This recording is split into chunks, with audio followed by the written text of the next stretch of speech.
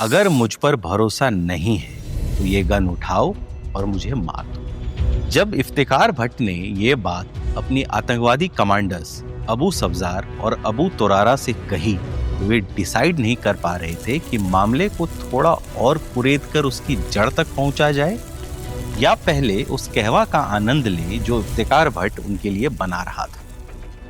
कश्मीर के शोपियान के घने जंगल में एक ऑपरेशन की तैयारी चल रही थी जिसके निशाने पर भारतीय सिपाही और निर्दोष लोग थे जिनको अपनी तरफ बढ़ते खतरे का जरा भी अंदाजा नहीं था। जब इफ्तिखार ने तुरारा को एक गहरी नजर से देखा तो उसने कहवा के लिए इंतजार करना सही समझा।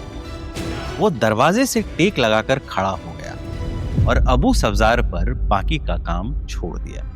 सब्जार कोई आज का आतंकवादी तो था नहीं, ये दोनों ही कश्मीर में आतंकवादियों के रिक्रूटिंग चेन में बहुत ऊपर थे।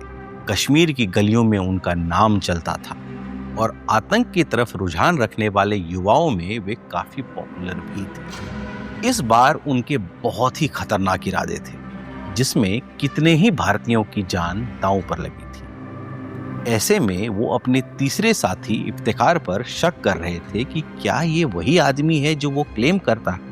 इन्हीं सब बातों को सोचते हुए तुरारा ने कहा था कि आखिरी बार पूछ रहा हूं, सच बता दो। लेकिन जब इफ्तिखार ने साफ कह दिया कि अगर शक है तो वो बेशक उसे गोली मार दे, तो वो भी सोचने पर मजबूर हो गए। जब उनके हाथ में कहवा आया तो उन्होंने बड़े चाव से चुस्की ली और अपने आसपास के पेड़ों की सुंदरता निहारने लगे। कुछ पलों के लिए वे तीनों ही अपने हथियारों को भूल गए। AK-47 धाए, एक शार्प साउंड सुनाई दी। ये AK-47 की आवाज तो नहीं थी। फिर 2 बार बिल्कुल वही आवाज फिर से आई, धाए धाए। अबू तुरारा और अबू सब्जार जमीन पर गिर पड़े थे। उनके शरीर शांत हो चुके थे। पीछे इफ्तिखार खड़ा था।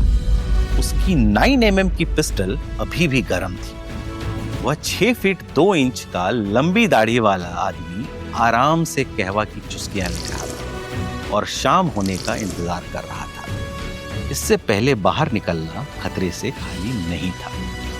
उसका असली नाम था मेजर मोहित शर्मा ऑफ 1 पारा स्पेशल फोर्सेस।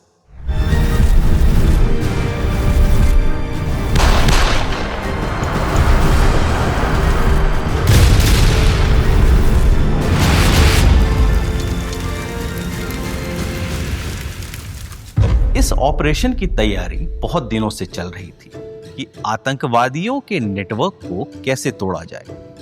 पाकिस्तान कारगिल की लड़ाई और उसके बाद की गतिविधियों से साफ बता चुका था कि उसका इरादा भारत को आतंकवाद के माध्यम से डिस्टेबलाइज करना है। केंद्र में अटल बिहारी वाजपेयी की सरकार थी जिसने 2001 में पार्लियामेंट के ऊपर हमले का दंश भी झेला था।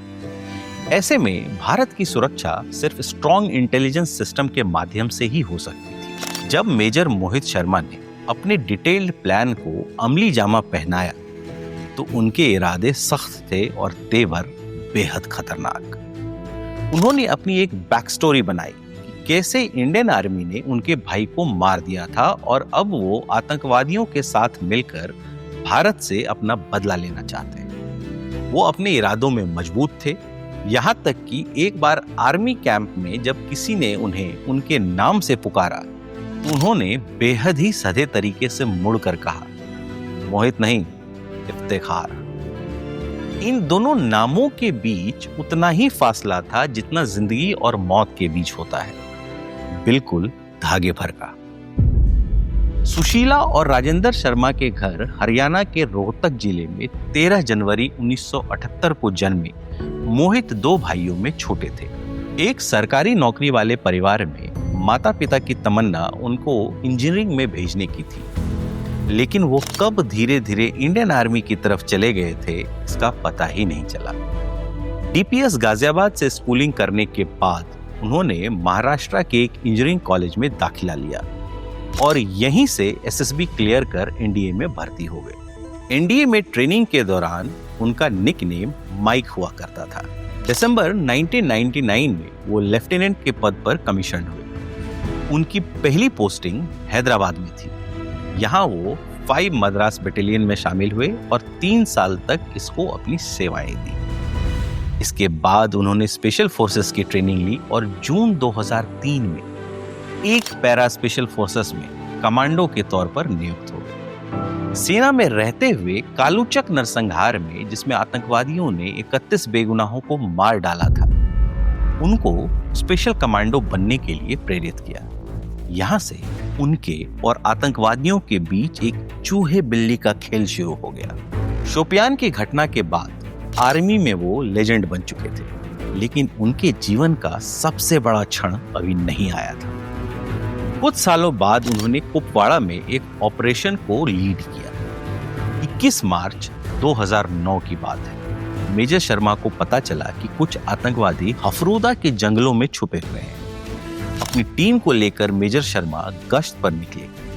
इसी दौरान उनकी टीम पर आतंकवादियों ने चारों तरफ से हमला कर दिया, जिसमें उनके 4 साथियों को गंभीर चोटें आईं। मेजर शर्मा ने अपनी सुरक्षा की परवाह न करते हुए अपने 2 साथियों को बचाया और ग्रेनेड से 2 आतंकवादियों को मार गिराया।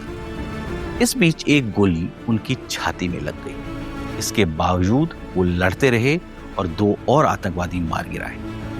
इस लड़ाई के दौरान मेजर शर्मा खुद भी वीरगति को प्राप्त हो गए। उनके साथ मिशन पर गए लोगों ने बाद में कहा कि उन्होंने इतना साहसी अफसर कभी नहीं देखा, जिसने अपनी सुरक्षा से ज्यादा साथियों और भारत की परवाह की। उस ऑपरेशन में 12 आतंकवादी मारे गए, जो अगर जीवित रह जाते तो पता नहीं कितना नुकसान पहुंचा। मोहित शर्मा जैसे ऑफिसर्स ही हैं जो हम चैन से सोते हैं। उनको मरणोपरांत अशोक चक्र दिया गया। उनकी पत्नी रिश्मा शरीन अभी भी भारतीय सेना को अपनी सेवाएं दे रही है। हम जल्दी ही इस सीरीज की अगली कहानी लेकर हाजिर होंगे।